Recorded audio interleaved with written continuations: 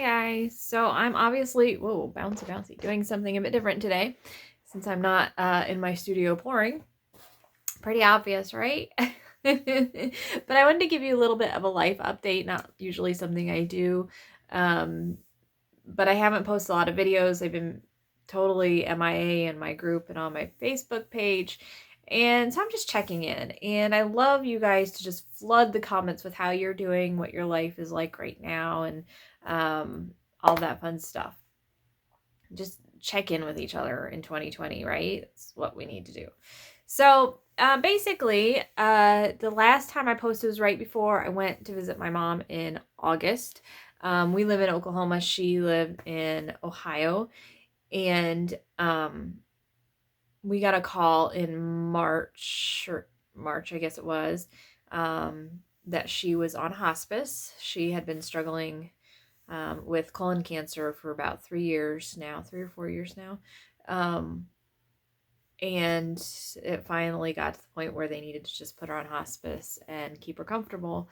And so she actually made it out to visit us this summer in June, which was pretty amazing, actually, that she was able to do that.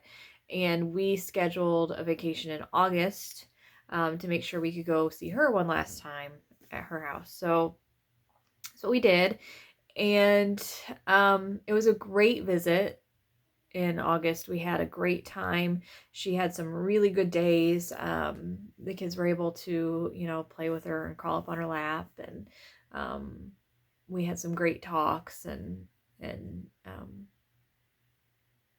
just got to really enjoy each other and chat. And I asked her some of those questions that have no real meaning, but just questions I had, and we just had some really good conversation. So it was a really good visit. But about a week after we got home, maybe not even, I got a call from my cousin who had spent the night with her, and she had a really bad night. They took her to the hospital, and it didn't look very good. And she never woke up. They took her to the hospital and they sedated her because she was in so much pain. And she just never woke up. So she passed away on the 9th, peacefully. We knew this was coming. She was ready, but that doesn't make it a lot easier. So, we've just been kind of going through the process of mourning and grief. We'll be going back to Ohio in October for a celebration of life that she wanted to have while she was alive, but COVID kind of ruined those plans. So we're just going to keep it really small and family, which she would have liked anyway. And we're just going to celebrate her. So that's kind of where I'm at, why I haven't been posting. Life has been obviously pretty difficult, and just, going through the process. So, but I do want to get back in my studio. I have actually like 3 or 4 videos that just need edited. And I do want to get back in my studio, and I do want to edit those videos because all of my life, my mom taught me to be creative, to pursue new crafts and art and, hobbies. She was always very supportive. She taught me how to stencil when I was, 5. Taught me to cross stitch when I was in elementary school. Taught me to quilt when I was older. Helped me learn to knit. I did some of it on my own. YouTube came around, and every now and then I call and she's like, well, just YouTube that. But you're my mother. That's why are you telling me to YouTube? You're my mom. But she helped me to knit.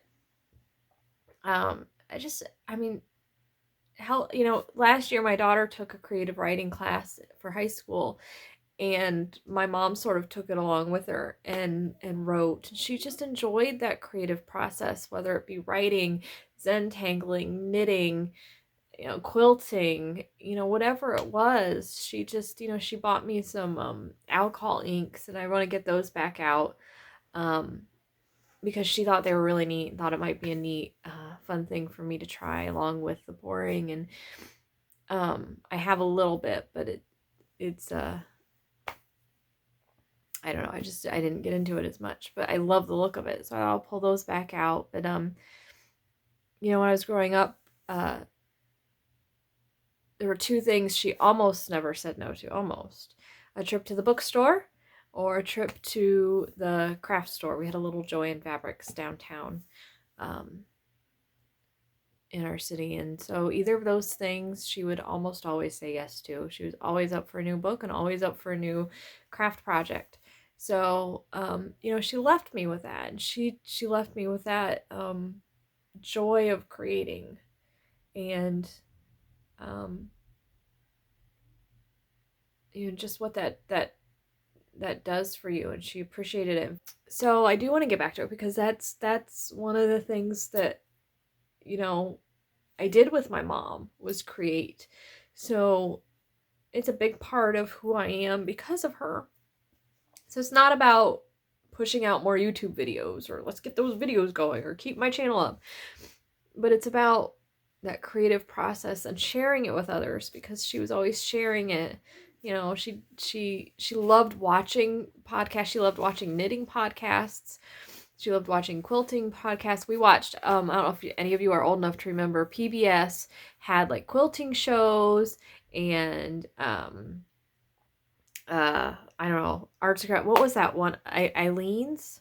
I don't know, where they did all kinds of different art. We watched those like every Saturday. We'd watch the PBS shows, and of course that now YouTube. And she loved watching YouTube. In fact, when she was ill to the point where she wasn't able to create herself, on and off, that's what she did. She watched other people on YouTube creating, or talking about creating, or some of them talking about her life. There were a couple she turned me on to that were more conversational podcasts rather than instructional podcasts, but she loved all of those things. So I want to carry on with that. I don't want to, it's not something that I'm going to give up,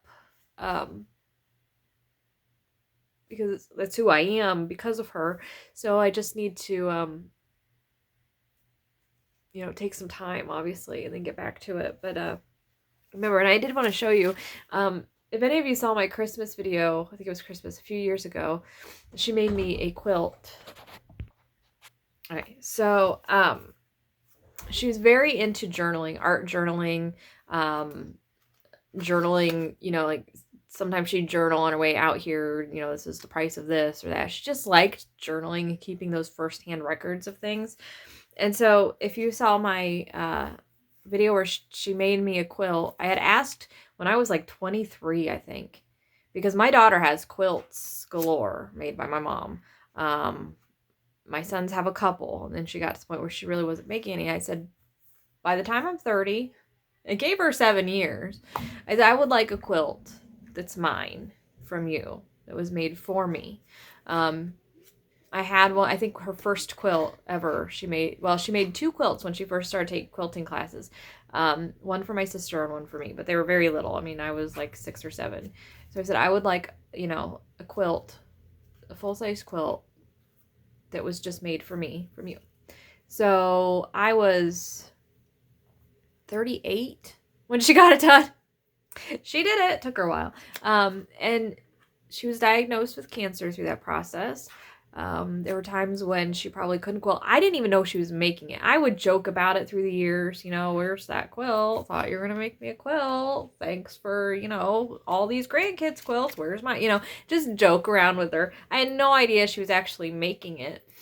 And when she got diagnosed with cancer and was going through these difficult times, I thought, well, and it wasn't like I was upset, but I thought, I'm never going to get this quilt because she can't do it anymore. But she worked on it through that. And anyway, what I wanted to show you was she journaled her way through it. And I would like to be a little bit more, I joke about how, about 4 kids and homeschooling, who has time for that. And but she didn't take, like, look at this little, first of all, it's adorable, isn't it? Moleskin. Can you see that? Hope that's focusing. Oh, there we go. Moleskin, I guess. Little journal. And you can just see, okay, there's a date on there. Sunday, May 4th. Cleaned east wing, that's where she sewed. To prepare for sewing, still need plain material. Guess that's it. Sewing machine ready and school over. She taught English as a second language at a university. So summertime was her work time. And then May 11th, I've been playing with graph paper, trying to get this block right. And then you move on. And then she has little sticky notes. She spent 2.5 hours cutting out 24 half squares, 21 white squares. She has her math here. I love this. Look, she left her little post-it of her math. Oh, where's the camera? There we go. Now at 11 a.m. on 9/1, I have 22 squares complete, 98 more to go. It's a journey. I think this is going to be backwards for you, but that's right. And then she has some pictures. See, there's the finished quilt top. Was it sewn together? How it looks today. 8 blocks done. Now to sew them into 8-inch blocks done. Now to sew them into 16-inch blocks. It's a long road to Oklahoma. The quilt pattern was called Road to Oklahoma. And we live in Oklahoma, which is why she chose that. But, you know, it's just a beautiful thing for me to have. November 12th, 2017, she woke up with a very sore shoulder from sewing, so she got very little done.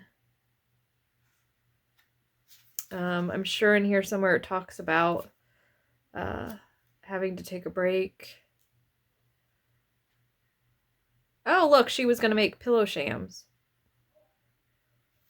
She never got that done. But anyway, it's just, you know, I'm sure this didn't take her much time. And she even gave me, like, here's the fabric. Little bits from my quilt, like the little leftovers, so I could keep that with the journal. But I'll cherish that forever. So, you know, I guess the point of this was just to say hi, give you an update, and just to encourage you that whatever life is throwing at you, I mean, she went through years of cancer, almost losing her life at one point when they had emergency surgery and gave her some, not only more time, but quality time. She was in a lot of pain, and they were able to do some surgery and help with the pain. And that gave her some more time and quality. But you know, if it's in you, not everybody has to express. You know, I know not everybody processes things creatively or through that writing process or whatever, but if you do and you've put it down for a while, kind of like I had, you know, it's perfectly fine. But if that's part of your process, maybe get back out and get going again. Pull out the paints. Pull out something new. Do what my mom would have done. Just go to Joann Fabrics and see what inspires you. Is Joann Fabrics around anymore? Hobby Lobby Michaels. I don't know, if you have a Joann Fabrics, let me know. I don't even know if it's around anymore. Start something new. Watch some podcasts. Get inspired. If that's how you process life as creatively. Start a journal. Even if it's just something silly and mundane, because you know what? Somebody might cherish it someday. Even your little post-it notes of doing math. So, anyway, guys, I guess that's it. Hopefully have some videos up soon. Let me know how life is for you. In the meantime, happy pouring, happy crafting, happy arting, happy writing, happy reading, whatever it is that you're doing today to give your brain a break and boost your mood. And we'll see you next time, guys.